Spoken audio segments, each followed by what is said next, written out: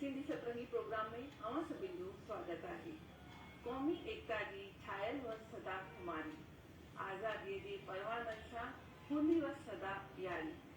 आज़ादीअ जो सूरमो हो पक हेमू कालाणी, ऊंदाईअ में रहियो हो बणजी रोशनी हेमू कालाणी। जी हाँ साथियों, अॼु जे विषय ते असां चर्चा करण लाइ हिते अची रहिया आहियूं, उहो आहे जाबाज़ शहीद हेमू कालाणी। हिन विषय ते चर्चा करण लाइ अॼु असांजे स्टूडियो में मौजूद आहिनि वरिष्ठ साहित्यकार ऐं रंगकर्मी श्री सुरेश हिंदुस्तानी। सुरेश जी, तव्हांजो असांजे स्टूडियो में घणो घणो स्वागत आहे। जय झूलेलाल। गॾोगॾु अॼु असांजे स्टूडियो में मौजूद आहिनि government Sindhi girls senior secondary school Jawaharnagar जी प्रिंसिपल श्रीमती मधु कालानी। मधु जी, तव्हांजो बि असांजे स्टूडियो में स्वागत आहे। जय झूलेलाल। सचपच आज़ादीअ जो सचो अवतार हो हेमू कालाणी। त मधु जी, सभिनि खां पहिरीं असां तव्हां खां इहा ॼाण वठणु चाहींदासीं कि हेमू कालाणी केरु हुआ ऐं उन्हनि जो जन्म किथे ऐं कॾहिं थियो। जी प्रिया जी, हेमू कालाणी भारत जे स्वतंत्रता आंदोलन जे दौरान सिंधी क्रांतिकारी ऐं स्वतंत्रता सेनानी हो ऐं भारत जे स्वतंत्रता संग्राम में शहीद थियण वारो सभिनि खां नंढी उम्र जो साथी हो ऐं इन्हनि जे मन में ॾाढो जज़्बो हुयो देश प्रेम जो, देश भक्ति जो। ऐं इन्हनि जो जन्म, हेमू कालाणी जो जनम जेको आहे उहो थियो हुयो सिंध प्रांत में सखर जिले में 23 मार्च 1923 में तव्हांजो जनम थियो हुयो। ऐं पिता जो नालो हुयो श्री पेशूमल कालाणी, माता जो नालो हुयो श्रीमती जेठीबाई ऐं तव्हांजा चाचा बि स्वतंत्रता सेनानी हुया। ॾाढो उन्हनि खे बि शौक़ु हुयो देशभक्ति जी भावना जो। उन्हनि जो नालो हुयो डॉक्टर मंघाराम कालाणी जी। ऐं डॉक्टर मंघाराम कालाणी जी साईं हेमू कालाणी जी ॾाढा प्रेरित थिया हुया, छाकाणि त उन्हनि स्वराज सेना जी जो संगठन कयो हुयो ऐं ॾाढो शागिर्दनि जे ज़रिए, छाकाणि त उहे शिक्षक हुया, त शागिर्दनि खे इकठो करे उन्हनि खे देश प्रेम जी भावना पैदा कंदा हुया। त हेमू कालाणी बि उन्हनि सां ॾाढा प्रभावित थिया हुआ। सुठे नमूने तव्हां असांखे ॿुधायो कि हेमू कालाणी केरु हुआ ऐं उन्हनि जो जन्म ऐं उन्हनि जी जेका पैदाइश हुई उहे किथां जी हुई। ऐं हाणे सुरेश जी, असां तव्हां खां इहो ॼाणणु चाहींदासीं कि आज़ादीअ जे आंदोलन में हुननि खे बाल्यावस्था में, जेको कि चऊं था कि युवावस्था में प्रेरणा मिली, त उहा कीअं मिली? महिरबानी प्रिया जी। सभिनि खां पहिरियों त मां थोराईंदो आहियां कि तव्हां अॼु हिकु अहिड़ी अज़ीम शख़्सियत जे मथां, उन्हनि जे जीवन जे मथां ॻाल्हि ॿोल करण जे लाइ हिते असांखे नीड ॾिनी आहे, जंहिं हिंदुस्तान जी आज़ादी जे आंदोलन में पंहिंजो सभु कुझु क़ुर्बान करे सघियो। तव्हां पुछो पिया कि हू कीअं जुड़िया हिन आंदोलन सां। त प्रिया जी, तव्हांखे असां जॾहिं हिंदुस्तान जी आज़ादी जे समूचे आंदोलन जे मथां जेको समूरो जेको परिदृश्य आहे हुन जे मथां जॾहिं असां पंहिंजी नज़र विझूं था, हुनखे पढ़ूं था, हुनखे सम्झूं था, त असांखे इहा ॻाल्हि ख़ासि ख़बर थी पए कि 1942 जो जेको वक़्तु हुयो हिंदुस्तान जी आज़ादी जे आंदोलन जो तमामु ई महत्वपूर्ण ऐं ख़ासि वक़्तु हुयो।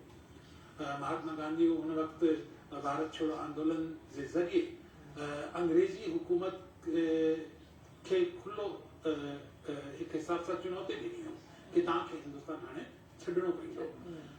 हुन मूवमेंट सां गॾु हिंदुस्तान जी आवाम जा हज़ारों नौजवान ओॾी महिल जुड़ी विया। हुननि हज़ारनि नौजवाननि बि हिकु नौजवान असांजी सिंध जो शहीद हेमू कालाणी हुई। जॾहिं हेमू कालाणी अंग्रेजी हुकूमत जा ही ज़ुल्म ॾिसंदो ऐं महात्मा गांधी जा जेके वीचार पढ़ंदो, हुन वीचारनि सां हुन एतिरो प्रभावित थियो कि हुन पंहिंजे भविष्य जो, पंहिंजे वर्तमान जो को बि वीचार कोन कई ऐं हू हुन आंदोलन में पंहिंजी आहुति ॾेई सघी। जीअं मधु जी ॿुधाइनि पिया कि स्वराज्य सेना, हुननि जा जेके माइट हुया हू शिक्षा सां जुड़ियल हुया ऐं तमामु शागिर्द हुया हुननि जा वॾी तादाद में। हुननि पंहिंजी स्वराज्य सेना ठाही। हुन स्वराज्य सेना जो उद्देश्य इहो हुयो कि जेके नौजवान आहिनि हुननि जे अंदरि देशभक्ति जो जज़्बो पैदा कयूं। त हेमू कालाणी जेके हुआ हू पंहिंजे माइटनि जे पद चिन्हनि ते हलंदे हलंदे हिन स्वराज्य सेना जो हिकु महत्वपूर्ण हिस्सो थियो ऐं हिंदुस्तान जी आज़ादी जे आंदोलन में हमेशह जे लाइ अमर थी विया। सुठो तव्हां ॿुधायो कि हेमू कालाणी आज़ादीअ जे आंदोलन जी प्रेरणा किथां वरिती ऐं सचपच जॾहिं घर मां केरु हिकु हूंदो आहे इन आंदोलन में जुड़ियल हुआ हुनजा चाचा हुआ ऐं इहो पंहिंजी खून में ईंदो आहे कि असां पंहिंजे घर जे नक्शे कदम ते हलंदा आहियूं ऐं देश लाइ आज़ादी जो प्रण करे सघियो हेमू कालाणी। त मधु जी हाणे असां तव्हां खां इहो ॼाणणु चाहींदासीं कि हेमू कालाणी कहिड़ी शिक्षा कई ऐं उन्हनि जा शौक़ कहिड़ा कहिड़ा हुआ? जी प्रिया जी, हेमू कालाणी जी उम्र त ॾाढी नंढी हुई, 20 साल बि पूरा कोन थिया हुआ ऐं हू मैट्रिकुलेशन जो इम्तिहान हुननि ॾिनो हुयो, यानी कि हाई स्कूल जो इम्तिहान हुननि ॾिनो हुयो। असां सम्झी था सघूं कि केतिरी नंढी हुननि जी उम्र हुई। 19 साल ऐं 10 महीना ई हू जीवन जीए सघिया। ऐं शौक़ जी ॻाल्हि आहे त बचपन खां ई उन्हनि खे रांदियुनि में ॾाढो शौक़ु हुयो। ॾाढा सुठा साइकिल हलाइण वारा हुआ ऐं तैराकी बि ॾाढी सुठी कंदा हुआ।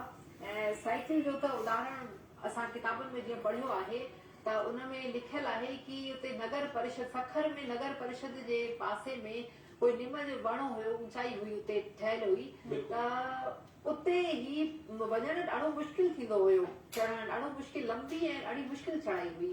पर हेमू कालाणी साइकिल हलाईंदे हुन ऊंची चढ़ाई ते हिकु बार में ई चढ़ी वेंदा हुआ ऐं इहा ॾाढी वॾी ॻाल्हि हुई। त उन्हनि जे दोस्तनि खे बि ॾाढो सुठो लॻंदो हुयो, उन्हनि खे बहादुर चवंदा हुया।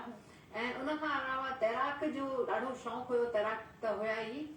त इन में सखर में ई सिंध नदीअ जे मथे लेंस डाउन पुलिया ठहियली, उन पुलिया जे मथे चढ़ी करे हू सिंध नदी में टपो ॾींदा हुआ ऐं उहो बि ॾाढो बहादुरी जो अदम्य साहस जो कमु हुयो, हर कोई न करे सघंदो हुयो।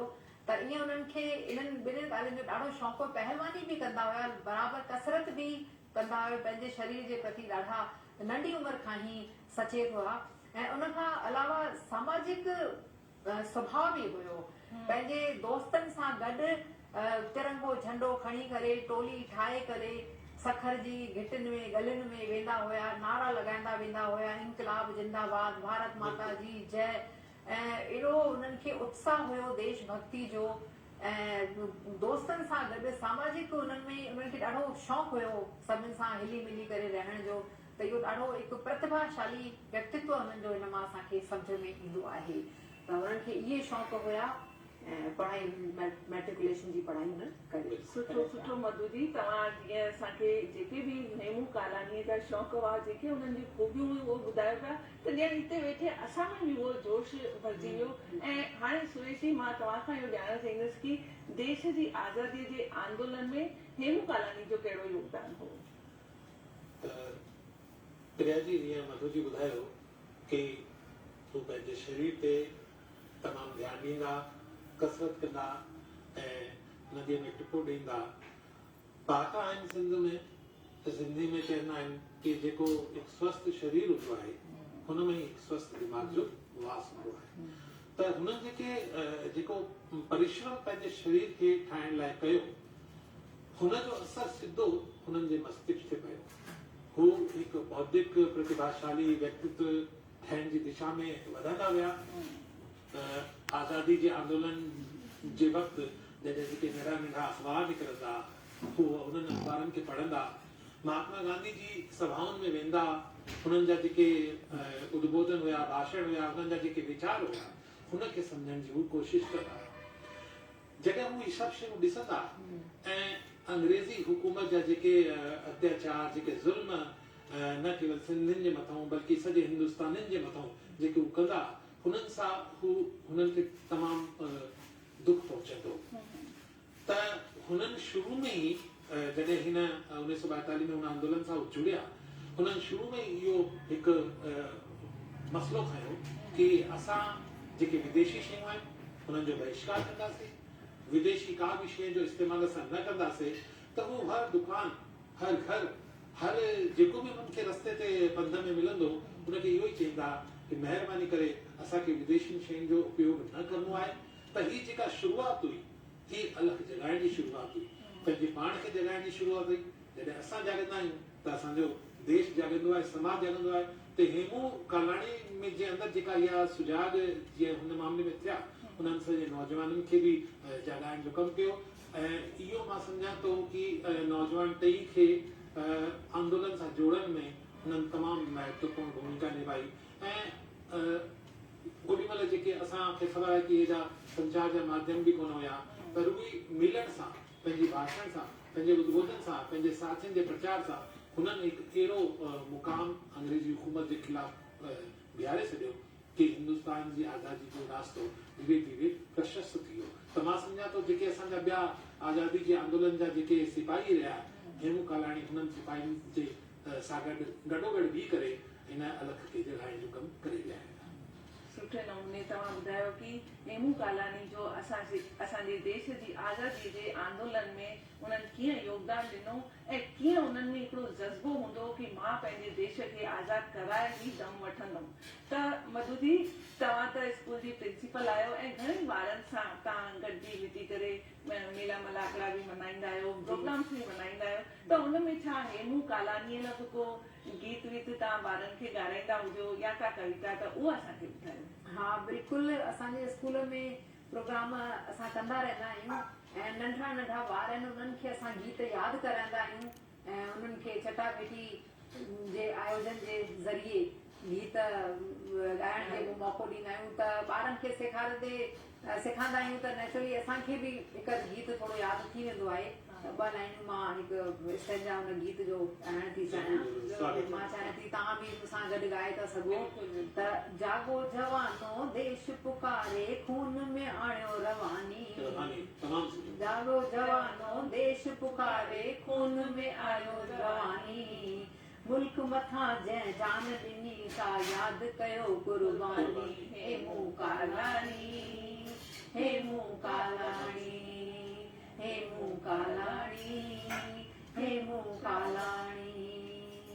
अंग्रेजन खां बदिलो वठण जो हेमू कसम हो खाधो, अंग्रेजन खां बदिलो वठण जो हेमू कसम हो खाधो, बम बारूद सां भरल गाॾी केराइण जो इरादो, बम बारूद सां भरल गाॾी केराइण जो इरादो, पेच ऐं पाणा खणी हलियो पटरीअ ते राति वीरानी, पेच ऐं पाणा खणी हलियो पटरीअ ते राति वीरानी, इंतकाम थे हा पूरो पर किस्मत कई बेईमानी, इंतकाम थे हा पूरो पर किस्मत कई बेईमानी, हेमू कालाणी, हेमू कालाणी, हेमू कालाणी, हेमू कालाणी। तमामु सुठो इहो गीत ऐं सुठो लॻंदो आहे न कि जॾहिं मां जंहिं स्कूल जी प्रिंसिपल हुजां ऐं मुंहिंजा ॿार ही गीत ॻाइनि सिंधी युवा जो, जेको कि 19 साले जो ई हो ऐं हुन पंहिंजे देश जी आज़ादीअ लाइ घणो कमु कयो। त सुरेश जी, हाणे मां तव्हां खां इहो ॼाणणु चाहींदसि कि हेमू कालाणी पाण सां गॾु ॿार जेके नौजवान हूंदा हुआ उन्हनि खे बि गॾु खणी घुमंदा हुआ, त उहे कीअं हुन सां गॾु शामिल थिया? ॾिसो प्रिया जी, इहा ॻाल्हि सच आहे कि असांखे ॿिए खे ईमानदार ठाहिण जे लाइ, ॿिए खे समर्पित करण जे लाइ पहिरें पंहिंजे पाण खे ईमानदार ऐं समर्पित करणु ज़रूरी आहे। त हेमू कालाणी जो जेको व्यक्तित्व हुयो, हुननि जो जेको जीवन हुयो, हुननि जी जेकी दिनचर्या हुई, वो एतिरी सशक्त ऐं महत्वपूर्ण हुई कि हुननि सां गॾु जेके बि हुननि जा यार दोस्त, आड़े पाड़े वारा, मिट माइट ऐं हुननि जी नई टहीअ जा ॿार या हुननि जा जेके हम उम्र हुया, उहो सभु जॾहिं हेमू कालाणी खे ॾिसंदा, हुननि जे जज़्बे खे ॾिसंदा, त हू पंहिंजो पाण हुननि सां गॾु जुड़ी वेंदा हुया। तमामु वॾी हुननि जी जेका शख्सियत ऐं हुन शख्सियत सां जुड़ियल तमामु वधीक माण्हू हुननि सां युवा जुड़ियल हुया। ऐं जॾहिं हुननि सां गॾु जुड़ियल युवाउनि जी असां ॻाल्हि कंदा आहियूं त टीकम ऐं विजय ॿ अहिड़ा किरदार असांजे साम्हूं ईंदा आहिनि जेके हेमू कालाणी सां गॾोगॾु हर मूवमेंट में, हर आंदोलन में, हर सभा में, हर भाषण में, हुननि जे हर निर्णय सां गॾु हमेशा बीठा हूंदा हुया। ऐं रुगो टीकम ऐं विजय जहिड़ा न बल्कि हज़ारों नौजवान अहिड़ा हुया जेके हेमू कालाणी जी हिकु आवाज़ ते हुननि सां गॾु अची वेंदा। पर ॾिसो प्रिया जी, तॾहिं ई संभव थींदो आहे जॾहिं हुननि जो पंहिंजो किरदारु ईमानदार हुजे, देश जे प्रति समर्पित हुजे, जेके ॻाल्हियूं हू करे रहिया आहिनि हू पंहिंजी ज़िंदगी में साम्हूं रखनि त हेमू कालाणी उहे ॻाल्हियूं रखंदा, पंहिंजे जीवन में रखंदा, पंहिंजी दिनचर्या में रखंदा त हुननि जो जेको व्यक्तित्व ऐं हुननि जी जेकी दिनचर्या, हुननि जा जेके वीचार उहे ईमानदार हुया ऐं हुन ईमानदारी सां जुड़ी करे ई अलाए केतिरा नौजवान ॿार हुननि सां गॾु जुड़ी विया हिन आज़ादी जे आंदोलन में। सुठी ॻाल्हि आहे कि ॿार बि उन्हनि सां गॾु जुड़िया। ऐं इहा सची ॻाल्हि तव्हां ॿुधाई कि जॾहिं पाण माण्हू कंदो आहे ऐं आदर्श ठहंदो आहे तॾहिं असांखे ॾिसी करे ॿियो केर बि असांखे ॾिसी सिखंदो आहे ऐं उन मुहिम में हलंदो वेंदो आहे। त मधु जी, हाणे मां तव्हां खां इहो ॼाणणु चाहींदसि कि जीअं तव्हां हींअर गीत ॻातो त इन नमूने स्कूल में ॿिया बि कार्यक्रम आयोजित थींदा हूंदा, प्रेरणादायक प्रोग्राम हेमू कालाणीअ ते थींदा हूंदा, त उहे असांखे ॿुधायो कि कीअं ॿार उन में हिसो वठंदा आहिनि। ऐं तव्हांजे स्कूल में त सिंधी बि ॿार आहिनि ऐं नॉन सिंधी बि आहिनि, त ॿई मिली करे कीअं हुन में बहिरो वठंदा आहिनि, इहो असांखे ॿुधायो। जी बिल्कुलु। हेमू कालाणी जो जन्म दिवस ऐं बलिदान दिवस ऐं दारा सिंह जी जो बि जेका इहे जन्म दिवस ऐं बलिदान दिवस आहिनि असां विधिवत रूप सां स्कूल में मल्हाईंदा आहियूं। ऐं स्कूल जी विद्यालय विकास एवं प्रबंधन समिति जेकी आहे उन में पंहिंजा सिंधी भाउर असां सां गॾु भेनर जुड़ियल आहिनि उते जवाहर नगर इलाइक़े जा, त उन्हनि खे बि असां सॾु कंदा आहियूं। ऐं 6वीं क्लास 5वीं क्लास खां बल्कि वठी करे ऐं 12वीं क्लास ताईं जेका ॿार आहिनि, चाहे सिंधी आहिनि चाहे नॉन सिंधी आहिनि, सभिनि खे असां हेमू कालाणी जे बारे में या जेको बि प्रोग्राम कयूं था पूरी ॼाण ॾींदा आहियूं। ऐं ॿार ॾाढो उत्साह सां प्रोग्राम में भाग वठंदा आहिनि। तरह तरह जी असां चटाभेटियूं कराईंदा आहियूं, जीअं सवाल जवाब वारी चटाभेटी आहे या रंग भरो चटाभेटी आहे। उन खां अलावा हेमू कालाणी ते असां नंढनि नंढनि ॿारनि खे नाटकनि में बि हुननि खे भाग वठण लाइ प्रेरित कंदा आहियूं, तयार बि कराईंदा आहियूं। त उहे ॾाढा ख़ुशि थींदा आहिनि अंग्रेज जी उन्हनि खे जीअं ड्रेस यूनिफॉर्म पाराईंदा आहियूं, हिक खे हेमू कालाणी ठाहींदा आहियूं, डायलॉग उन्हनि खे यादि कराईंदा आहियूं। त उहे जॾहिं पार्टिसिपेट कंदा आहिनि त उन्हनि पाण उहो जज़्बो उन्हनि जे मन में जागृत थींदो आहे, ॿारनि जे मन में ॾाढो ख़ुशि थिया आहिनि। असांखे जीअं स्कूल आहे, सिंधी स्कूल आहे, त स्वाभाविक आहे कि पंहिंजी सिंधी संस्थाऊं बि असां सां जुड़ियल आहिनि। जीअं भारतीय सिंधी सभा आहे या राजस्थान सिंधी अकादमी आहे, उहे बि असांखे पत्र मोकिलींदा आहिनि कि तव्हां स्कूल में कार्यक्रम कयो। उन खां अलावा जवाहर नगर जेको जयपुर में सिंधी संस्थाऊं आहिनि पंहिंजियूं उते लोकल स्थानीय, उहे बि असांखे अक्सर चवंदा आहिनि त असां कंदा आहियूं। उन्हनि जे ज़रिए असांखे ॾाढी मदद बि मिली आहे, आर्थिक मदद बि मिलंदी आहे हिन में। त ॿारनि खे असां पुरस्कार बि ॾींदा आहियूं, स्मृति चिन्ह घुराए करे उन्हनि में नालो लिखी करे हेमू कालाणी जो बि फोटो लॻाए करे उहो बि असां ॾींदा आहियूं ॿारनि खे। ऐं सर्टिफिकेट बि ॿारनि खे प्रमाण पत्र जेका आहिनि उहे ॾींदा आहियूं ताकी उन्हनि खे जीवन में अॻिते कंहिं कला में अॻिते वधणु चाहिनि था त उहे उन्हनि खे कमु ईंदा। त इहे गीत ॻाईंदा आहिनि, नाटक कंदा आहियूं, चटाभेटियूं वग़ैरह कंदा आहियूं। ॿार ॾाढो उत्साह सां हिन में भाग वठंदा आहिनि ऐं ॾाढो असांखे स्थानीय समाज जो बि पूरो सहयोग मिलंदो आहे। ऐं जेके हिते टीचर्स आहिनि उहे बि ॾाढो रुचि वठी करे, जेके सिंधी पढ़ाईंदियूं आहिनि टीचर्स उहे ॾाढो रुचि वठी करे हिन कार्यक्रम जी पूरी तयारी कंदियूं आहिनि। हिन सां ॿारनि खे ॾाढी प्रेरणा मिलंदी आहे, देशभक्ति जी भावना उन्हनि जे मन में ॾाढी पैदा थींदी आहे। सुठी महिनत थी रही आहे स्कूलनि पारां बि कि कीअं पंहिंजे देश जे जेके युवा हुआ ऐं जिन्हनि देश जी आज़ादीअ में कमु कयो उन जी ॻाल्हियूं असां पंहिंजे ॿारनि खे ॿुधाईंदासीं त ज़रूरु असांजे ॿारनि में बि सुठा संस्कार पवंदा। ऐं अहिड़े स्कूलनि में जॾहिं ॿार सिखंदा त उहे अॻियां हली करे पंहिंजे देश ऐं समाज लाइ ॾाढो सुठो रहंदो। सुरेश जी, हाणे हिकिड़ी ॻाल्हि इहा बि यादि अचे थी कि जेको उन्हनि जी गिरफ़्तारी थी हुई त हेमू कालाणी जी गिरफ़्तारी जे पुठियां कहिड़ी वारदात हुई, उहा असांखे ॿुधायो। हिंदुस्तान जी आज़ादी जो ये भी एक दुखद अध्याय है कि जिन पंहिंजे कौम जे लाइ, पंहिंजे देश जे लाइ, पंहिंजे समाज जे लाइ सुठो करण जी कोशिश कई, अंग्रेजी हुकूमत जे खिलाफ़ जिन पंहिंजो परचम लहरायो, अंग्रेजी हुकूमत हुननि खे फांसी जी सजा ॿुधाई। जे घटना जे दौरान या जे घटना जे कारण हेमू कालाणी खे फांसी जी सजा जेके तत्कालीन अंग्रेजी कोर्ट हुई हुन ॿुधाई, उहा तमामु महत्वपूर्ण घटना आहे। जॾहिं हेमू कालाणी ॻोठ घुमंदा त उहो ॾिसंदा कि हिंदुस्तान जी आज़ादी में जेके अंग्रेज आहिनि हू कंहिं हिसाब सां हिंदुस्तान जे मथां ज़ुल्म था कनि त जेकी जीअं मां तव्हांखे पहिरियों ॿुधायो कि टीकम ऐं विजय जेके हुआ उहे हुननि जे साथी हुआ। हुननि खे इहा ख़बर पई कि हेमू अंग्रेज़ी हुकूमत जेका आहे उहो हथियारनि जो हिकु तमामु वॾो असलो हिकु ट्रेन जे ज़रिए कोयटा पहुचणु थी चाहे। त हुननि खे इहा ॻाल्हि ख़बर हुई कि हीअ हथियार कंहिंजे मथां इस्तेमालु थींदा, हे हथियार असांजे हिंदुस्तानी भाउरनि भेनरुनि जे मथां इस्तेमालु थींदा। त हुननि इहो वीचार कयो कि असांखे हिन हथियारनि खे कोयटा कोन पहुचण ॾियणी आहे।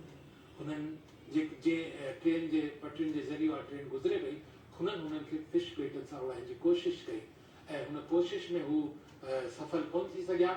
पुलिस हुननि खे पकड़ियो थो। हुननि जा जेके साथी हुआ टीकम ऐं विजय हू बचिजी विया, पर हेमू कालाणी खे गिरफ़्तार कयो वियो ऐं अंग्रेज़ी हुकूमत हुननि जे मथां इहो मुक़दमो हलायो। त इन जे करे हुनजे मथां जुर्म बि ॾाढा थिया ऐं पोइ उनखे फांसी जी सजा बि ॾिनी वई। ज़ुल्म हेॾा थिया कि शायदि को सामान्य माण्हू हुजे हा त हू टुटिजी वई हा ऐं जेके अंग्रेज़ी हुकूमत सवाल पुछे पई हुननि जा जवाब ॾेई सघे हा। हुननि खे घड़ी घड़ी हिकु ई ॻाल्हि पिया चवनि कि तव्हां पंहिंजे साथियुनि जा नाला ॿुधायो, तव्हां ॿुधायो तव्हां सां गॾु कहिड़ा कहिड़ा माण्हू जुड़ियल आहिया। पर हेमू कालाणी हर ज़ुल्म खे पंहिंजे शरीर ते झेले हा, पर हुननि खे पंहिंजे साथियुनि जा नाला न ॿुधाया। हुननि खे फांसी जी सजा अंग्रेज़ी हुकूमत ॿुधाई। हालांकि जेके ओॾीमहिल समाज जा मुअज़्ज़िज़ माण्हू हुआ हुननि पिटीशन बि दाख़िल कयो त कोर्ट इहो चयो कि वरी आख़िरी मौक़ो था ॾियूं कि तव्हां पंहिंजे साथियुनि जा नाला ॿुधायो त तव्हांजी जेका इहा फांसी जी सजा आहे हुनखे असां रद्द या घटि कंदासीं। पर हेमू कालाणी हिन ॻाल्हि लाइ तयारु कोन थियो। हुन पंहिंजे साथियुनि जा नाला न ॿुधाया ऐं हुननि चयो कि देश जे लाइ मरण जी ॻाल्हि मुंहिंजे लाइ फ़ख्र जी ॻाल्हि आहे ऐं हुननि खे फांसी जी सजा ॾिनी वई। सचो आहे कि हेमू कालाणी पंहिंजे हिकु दोस्तनि जा नाला ईअं करे ॿुधाया कि हा मां ॿुधायां थो मुंहिंजे दोस्तनि जा नाला। मुंहिंजे दोस्तनि जो नालो आहे हथोड़ो ऐं पाना। बिल्कुलु उन पंहिंजे दोस्तनि जो असली नालो न ॿुधायो, पर हथोड़ो ऐं पानो चई करे उन चयो त मुंहिंजा ही दोस्त आहिनि ऐं उनखे माफ़ी घुरण लाइ बि ॾाढो फोर्स कयो वियो हो कि तूं माफ़ी घुर त तुंहिंजी सजा खे घटि कयूं। पर हुन माफ़ी न घुरी ऐं देश लाइ मरण लाइ तयारु थी वियो। मधु जी तमामु सुठे नमूने अॼु असां हिते हेमू कालाणी जे जीवन जी ॻाल्हि ॿुधी रहिया आहियूं। हलंदे हलंदे असांजे ॿुधंदड़नि खे ख़ासि करे तव्हां स्कूल जा प्रिंसिपल आहियो त पंहिंजे युवा ॿारनि खे असां छा संदेश तव्हां ॾियणु चाहींदा? मां इहो ई संदेश ॾियणु चाहींदमि कि असांजो परमात्मा हिकु आहे, असां सभु हुननि जी संतान आहियूं। सभिनि खे जीवन जीअण जो ऐं आज़ादी सां जीवन जीअण जो हक़ आहे। त न त गुलामी करणु खपे ऐं न गुलामी कराइणु खपे। पाण खे स्वाभिमान सां पंहिंजो जीवन जीअणु खपे ऐं जियो ऐं जीन दो वारी परंपरा खे असांखे ध्यान में रखणु खपे। पाण बि जीवन जियूं ऐं ॿियनि खे बि जीवन जीअण ॾियूं ऐं देश भक्ति जी भावना ॾाढी प्रबल हुजणु खपे। हिन में मां बसि हिकु अंतिम में इहो जेको मशहूरु क़ौमी शाइर आहिनि हूंदराज दुखायल जी, उन्हनि जी कविता जी उहो शेर मूंखे यादि आहे त मां उहो ॿुधाइणु चाहींदमि कि कीअं जज़्बो असांजे मन में बि हुजणु खपे कि ॼमियो आहीं मरंदे ज़रूरु अवश्य मरंदे, पर मर शेर नर बणिजी, बहादुर सूरमो बणिजी, न थी गिदी गिदड़ बणिजी। मतिलबु एतिरी बहादुरी असांखे रखणी आहे कि पंहिंजे स्वाभिमान सां जीवन जियूं ऐं मनुष्य जनम केतिरो कीमती असांखे मिलियो आहे। हीअ असां जनम ॾींहं जी तयारी कयूं था हेमू कालाणी जी, त मनुष्य जनम केतिरो उन्हनि खे कीमती मिलियो जो उन्हनि पंहिंजे जीवन खे सार्थक कयो ऐं अॼु केतिरी पीढ़ियूं उन्हनि खे यादि थी करनि त असां बि अहिड़ा कम कयूं, देश प्रेम जी भावना मन में जगायूं, ईमानदारी सां ऐं सदाचार सां पंहिंजो जीवन जियूं ताकि अचण वारी क़ौमूं जेकी पंहिंजियूं पीढ़ियूं आहिनि उहे असांखे बि यादि कनि ऐं सुठे नमूने असांखे बि सम्मान मिले। तमामु सुठो मधु जी तव्हां असांजे ॿुधंदड़नि खे संदेश ॾिनो ऐं सुरेश जी तव्हां छा संदेश ॾियणु चाहींदा? मां त चाहींदुमि कि हुननि जी जीवनी खे असां पढ़ूं, ॾिसूं ऐं हुनखे अंगीकार करूं, स्वीकार करूं ऐं पंहिंजे जीवन में उतारूं। छो कि अॼु असां नई टहीअ खे ॾिसूं था, नौजवाननि खे ॾिसूं था त असांजी जेका दिशा आहे हू किथे न किथे जेका आहे हू थोरी सी भटकियल आहे। त अहिड़ी शख़्सियतनि जे मथां जॾहिं असां ॻाल्हि ॿोल कंदा आहियूं, हुननि जा नाटक, हुननि जा गीत, हुननि जा कविता असां पंहिंजे नौजवाननि जे साम्हूं पेश कंदा आहियूं त निश्चित रूप सां हिन जो असरु असांजे नौजवाननि ते पवंदो आहे। त मां नए टही जा जेके नौजवान आहिनि, युवा साथी आहिनि, बालीगर आहिनि, समाज जा, पंचायतनि जा, संस्थाउनि जा, उन्हनि खां इहा ई वेनती कंदुमि कि वधीक में वधीक हेमू कालाणी जी शख्सियत जो प्रचार कर, उन्हनि जे वीचारनि जो प्रचार कर, ताकि नए नौजवान पंहिंजे देश प्रेम जे हिन रस्ते ते अॻियां वधी सघनि। सुठो संदेश सुरेश जी तव्हां बि असांजे ॾिसण वारे दर्शकनि खे ॾिनो ऐं मूंखे बि कवि बेवस जूं ॿ लाइनूं यादि अचनि थियूं कि उहे मायर भली मुर्गनि जिन ॾिनी ॿारहतनि में ॿार खे लोली, लोलीअ में उन मां पंहिंजे ॿार खे इहो ई सेखारियो आहे कि तूं देश जे लाइ तन मन बि पंहिंजी उन देश जी सेवा लाइ अर्पण करे छॾिजांइ ऐं इहा ई लोली हेमू कालाणीअ जी मां बि उनखे ॾिनी ऐं उन लोलीअ खे सार्थक कयो। अॼु असां हिते तमामु सुठी चर्चा करे रहियासीं हेमू कालाणीअ जे जीवन ते। तव्हां ॿई हिते आया ऐं तमामु सुठे नमूने असांखे जानकारी ॾिनी। तव्हां हिते आया, तव्हांजो घणो घणो धन्यवाद। धन्यवाद। धन्यवाद।